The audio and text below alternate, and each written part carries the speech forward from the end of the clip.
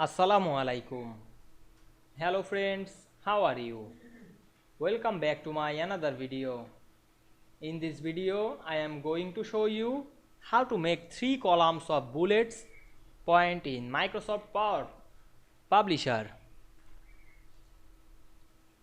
Let's get started. Firstly, we have to open a publisher document. Now we want to make 3 columns of bullets points in this document.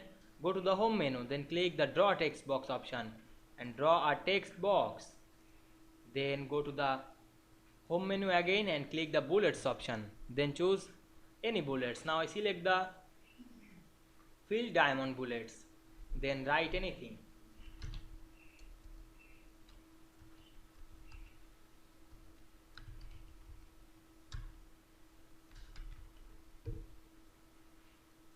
Then click the text box and click right button on our mouse. Then copy, then paste inside.